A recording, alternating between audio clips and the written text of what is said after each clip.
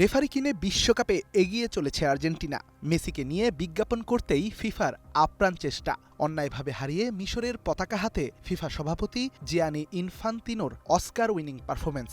শেষ ১৬য় আলবি সেলেস্তের দুর্দান্ত কামব্যাকের ম্যাচে সোশ্যাল মিডিয়ায় একের পর এক অভিযোগ ফুটবল বিশারদদের। চলতি বিশ্বকাপে ফিফার একের পর এক বিতর্কিত সিদ্ধান্তে কলঙ্কিত এবারের বিশ্বকাপ। জার্মানি প্যারাগুয়ে ম্যাচের শেষ সময়ে গোল বাতিল ইরানের শেষ মুহূর্তের গোল, ইংল্যান্ডের বিপক্ষে ঘানাকে পেনাল্টি না দেয়া কিংবা লাল কার্ড খাওয়া, বালগুনের নিষেধাজ্ঞা তুলে নেয়া। তবে সব ছাপিয়ে সোশ্যাল মিডিয়ায় আলোচনায় মোহাম্মদ সালাহকে করা ফাউল না দিয়ে আর্জেন্টিনাকে গোল উপহার। এ নিয়ে দুই ভাগে বিভক্ত পুরো বিশ্ব।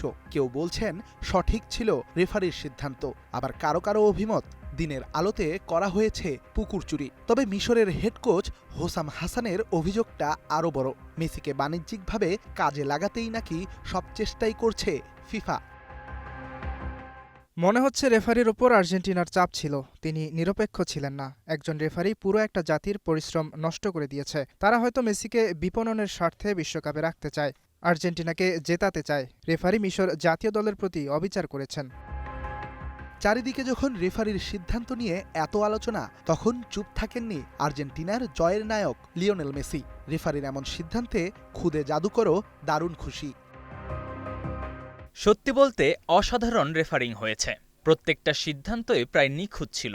আপনারাই বলুন তো, কোনো সিদ্ধান্ত রেফারি ভুল নিয়েছে? প্রতিটা সিদ্ধান্ত নিয়েই আমরা খুশি। যদিও এসব আলাপে আর পরিবর্তন হবে না ম্যাচের ফলাফল। আগামী 12ই জুলাই সুইজারল্যান্ডের বিপক্ষে কোয়ার্টার ফাইনালে মাঠে নামবে মেসির দল। সে ম্যাচ নিয়েই আপাতত মনোযোগী আর্জেন্টিনার স্বপ্নের ফেরিওয়ালা।